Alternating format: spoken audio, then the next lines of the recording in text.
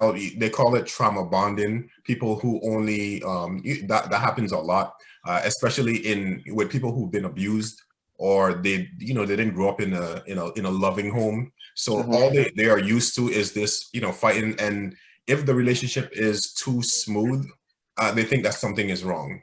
Ooh, Yeah, where wow. Yep. they Mhm. need that drama, they need some sort of up and down to make them feel like they want to feel something. They want to feel like we're in love. This back and forth, they need that in order for them to feel like this is actually a relationship. If it's too smooth, it just feels weird to them and it feels off. You can tell that, so you can tell those people.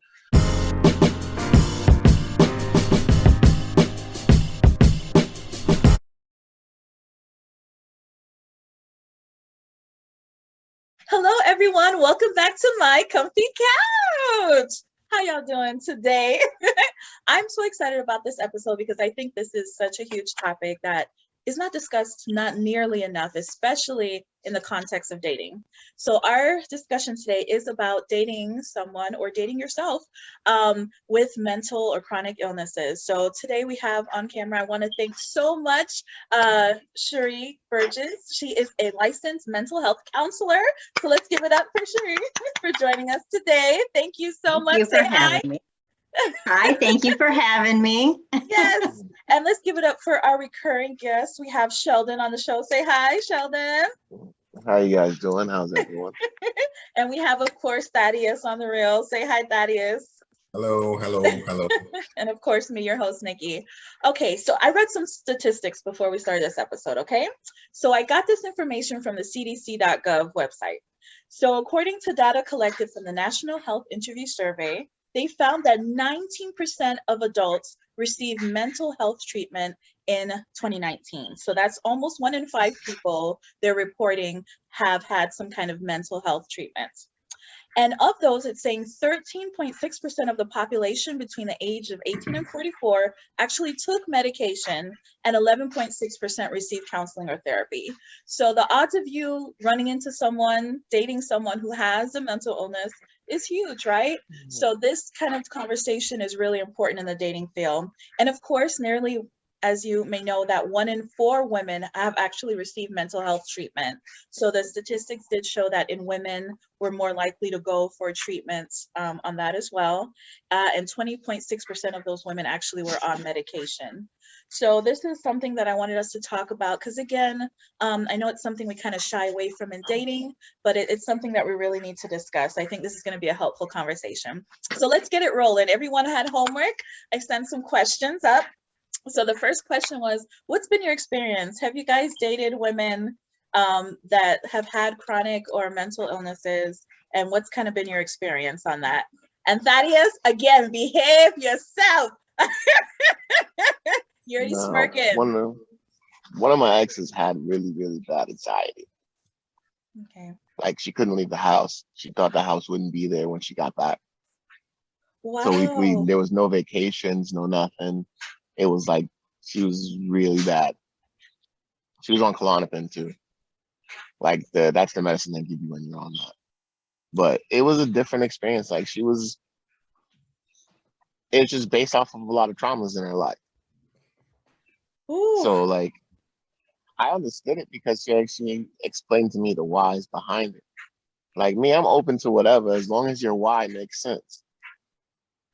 Okay. And in your experience, did she kind of tell you up front, or is it something you kind of? Oh no, that's a work into conversation. Because Yeah. Everybody's on their best behavior up front. Yeah, exactly. And that's what we're going to talk about further on in the conversation. So were you able to deal with it, or did you call it quits? Was that part of why you guys called it Oh quits? no, I call that one quits after. Well, I made it like 5 years. It was the other Ooh. things that was wrong with her. Oh, wow. 5 years. My gosh. Ooh, okay. So, Anxiety I can be empathetic to because I get it. I have anxiety and PTSD as well because of my traumas. But because I can understand that. I go to mental health counseling every week. So I get it. But it's more so of it's how you cope with it or how you deal with it or what you're doing about it. That makes a difference. Okay, so you're kind of open to dating someone like that, but just kind of understanding if they're coping with it, if they're admitting, if they're acknowledging and finding Exactly. ways to deal with it. Okay, If you're just so putting it off and not doing nothing about it, then that's a problem for everyone that's going to encounter you. But if you okay, have it, at least you're dealing with it coming to a manageable space. Everyone's gonna have their flares, you know? That's regardless, because a lot of mental health issues are basic human emotions that everyone feels. There's just some people have different extreme levels of it than others. So I can understand that. It's just, again, how are you coping with it? Are you finding an outlet? Do you have a journal? Do you have someone to talk to? Or, am I someone to talk to? Like, are you out? Are you taking proper outlets? That kind of stuff. okay. So Shuri, if based on your experience, maybe dealing with persons that do have anxiety, how are they like in relationships? Like, what's kind of their experience with the partners they're trying to date? Have they expressed, with you? So I just kind of want to kind of go back and piggyback on what I heard Sheldon say. He mentioned that she had a lot of trauma in her past, and that he's experienced trauma. So what my experience is that trauma is a huge risk factor for mental health disorders. And regardless of the symptom, whether it's depression, anxiety, social phobia, regardless of the symptom, a lot of times there is trauma behind it.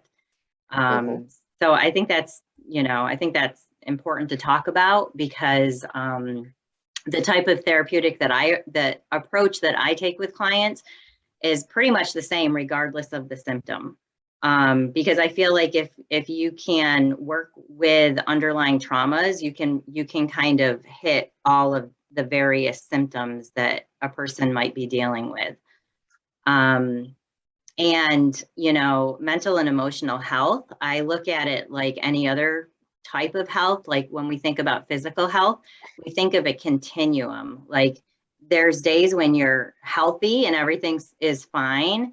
And then there's days, you might get a cold, or you have a fever, or, you get sick from eating something, or you break a leg, and your physical health changes. So one of the, I think it's really important to talk about mental and emotional health on this continuum, and where is someone at? And everybody experiences things differently. I think that's a great point that you brought up, dealing with trauma, because I do feel like a lot of people are walking around with trauma. I mean, lots of people, especially by the time they get to this age where a lot of our audiences, they have dealt with a lot. And, I gladly that you brought up that point about dealing with the trauma. Like if you are going to get into a relationship with someone, making sure that you are working on your mental health.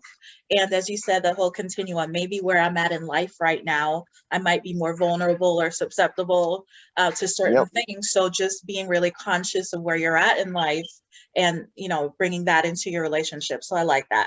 The question I was asking was, when it comes to anxiety, as both Sheldon described, if you've had patients or clients that have experienced anxiety, and if they've expressed what their dating life has kind of been like, because of the anxiety they had, or how they kind of deal with that in regards to their relationships. Yeah, I would say the majority of my clients have some form of anxiety.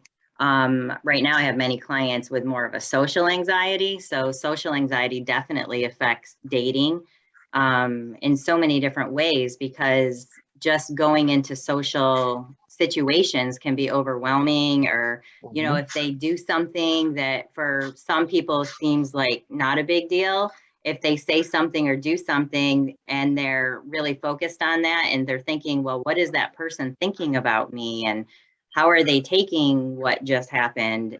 So they start like this stinking thinking kind of thing in their head, and they start ruminating on the thing that happened that is overwhelming for them. And you know what I mean? So they will avoid They're avalanche thinkers. situations. Yeah. Okay. Yeah. Wow. So it's kind of like overanalyzing. Yeah. Okay. Okay. So Thaddeus, how about you? Like, have you had experience dating women or dating anyone with, a mental illness that you know of?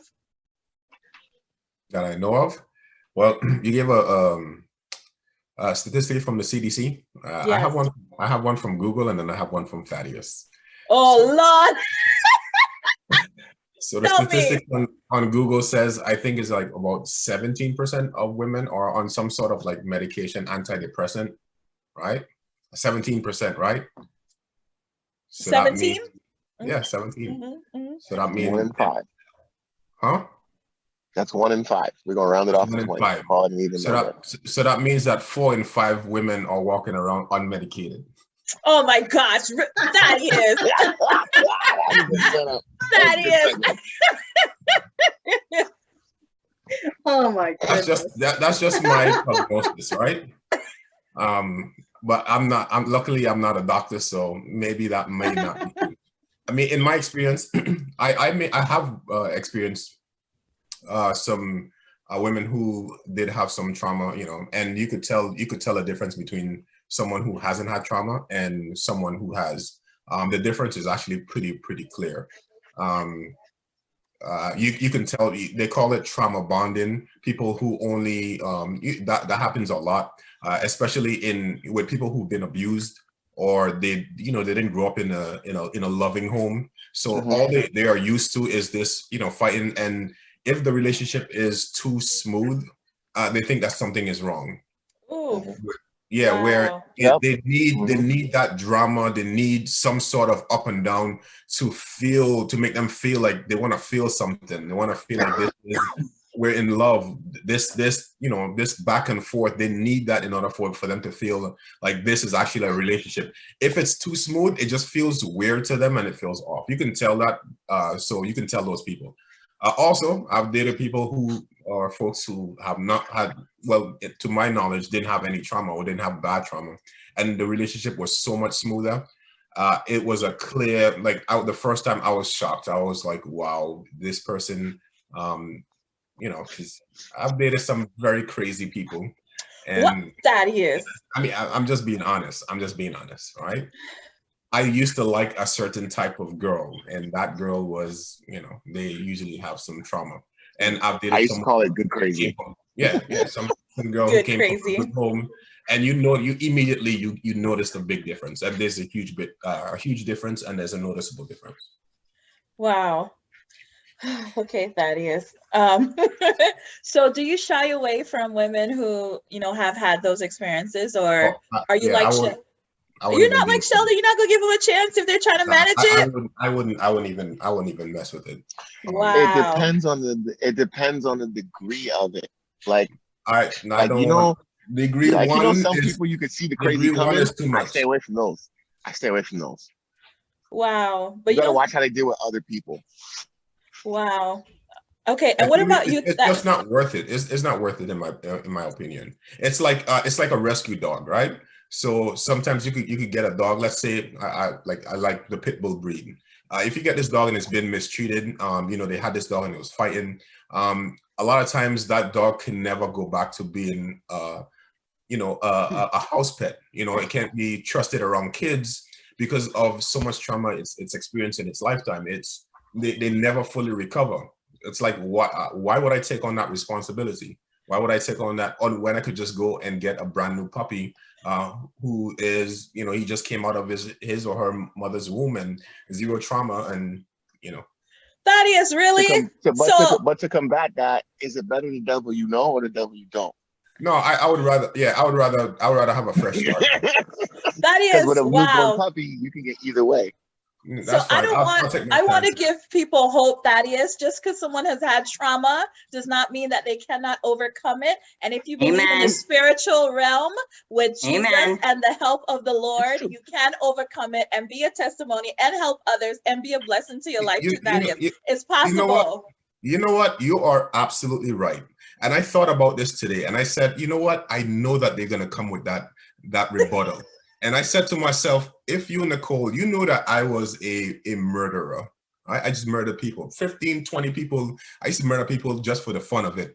And I tell you this, and you're going to be like, I would like this young man around my daughter. And I would just trust him 100%. He has found the Lord, and he's no, why would you do that if you don't have to? Thaddeus, you Okay, really to equated trauma rebuttal to that, were murder? you in? Really? It Huh? depends. Were you in the Well, I have to military? show Was that you. your I have to job? show you the extreme in order for you to understand my point. Well, I'm not. Everybody is an extreme, though. Some people have had. Most people. Go ahead. Tell There's me. another I can't speak tonight. That's Statistic that's out there right now that only 4%, and I don't have it in front of me, but I teach youth mental health first aid to our staff. I work for a school district, so I teach it to our staff. That says that only 4% of people who struggle with mental illness actually could be a harm to someone else. The majority of the time, they're more of a harm to themselves rather than someone else.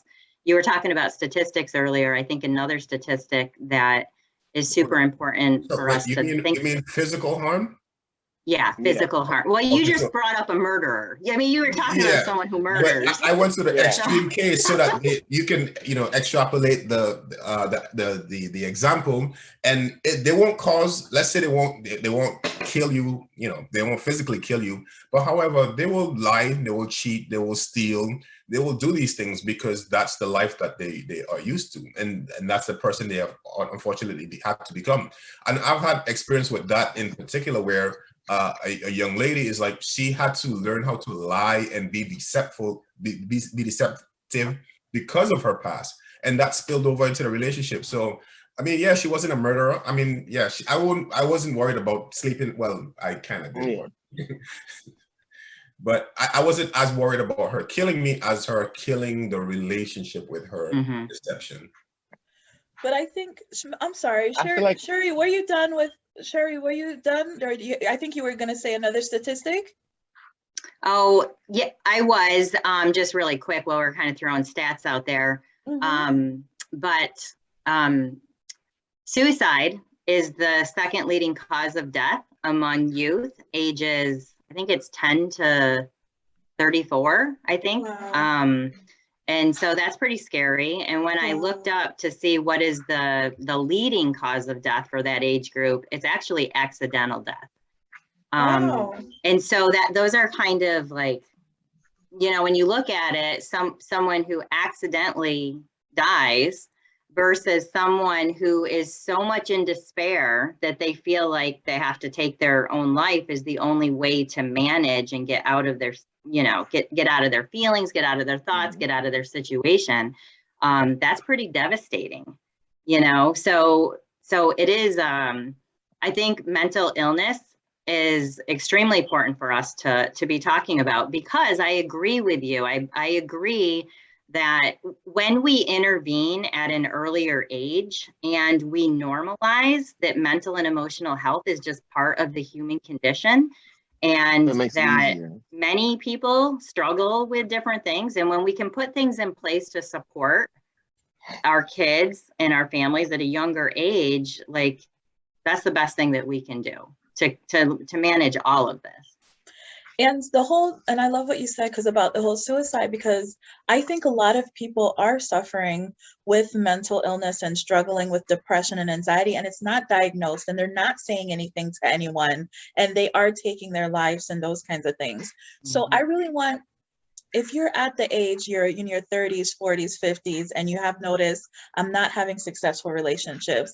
I notice that I'm always, down on myself. I'm always depressed. I'm always, having these, emotions that are affecting my relationships and my dating. Maybe you need to take a look at yourself. That's what I really want to dive into. It's not just about those who have been diagnosed. It's about looking at yourself and seeing what part, do I have to play in this? And is there some underlying trauma? Is there something going on with me that is, affecting my relationship and my dating? So yeah, go ahead. I was going to ask Sheldon, because Sheldon mentioned earlier, he said, even I go to therapy once a week. So I was going to ask you if you're comfortable sharing, like, why you go and how do you find it helpful, and what kind of things are you learning? I go because for me, it's a matter of like getting to my second thought, because I'm an avalanche thinker. I'm like that. When something triggers my anxiety, I start thinking of every possible outcome and every possible thing that could possibly go wrong with that thing. And unless every one of those answers, anywhere, every one of those questions could be addressed, I'm not going. Mm. That's just how I am. And that's because I have my own traumas from being in the security field for like 15 years. Like, I've been shot twice. I've been stabbed a couple times, been hit by a car a couple times. So for me, when I get around people, my guard is up. I was gonna say you're probably hyper vigilant. Yeah. So, and then that spills over into like my personal world of thinking as well. So if something bothers me, I have to get to my second thought. Because So how does therapy help you manage that? It helps me be able to get to my second thought. Okay. Because coming from that space, when I get triggered, I get into ISO mode. I have to feel like I protect myself from anyone and everything. So I'm off the grid. I'm dolo. No one can find me unless I want to be found or I want to talk to you. Mm-hmm. And then from there, it's the matter of just calming down and getting to my second thought. Like, okay, Sheldon, are you actually in some type of trouble? Are you actually, some type of way? Or is this just a thing that you have to get over? So therapy helps me get to my second thought and helps me frame things in a space. But I still, to this day, I still ISO first when I'm severely triggered. I vanish off the face of the earth. Like, no one can find me. I'm usually in my car, riding around in a safe place where I feel comfortable. And I love that you brought that up. Reach out. I love that you brought that up, because I feel like a lot of people do that in their relationships too. You're dating someone and then they just get closed off. Exactly. You're dating someone, you get into an argument in the house, you live together, but you don't have I'll give you an example. In my last relationship with my kid's mom, it was a 4-bedroom house with a full basement. I had my man cave. I had space in case I need to get away and clear my head. I can go down to my man cave. Now I live in an apartment with my girl and her 2 daughters. So it's me with 3 girls in the house and I'm the only male, and it's a 2-bedroom apartment. So it's like, now when I get in my head, I just leave because I don't have that space to just get into my own thoughts.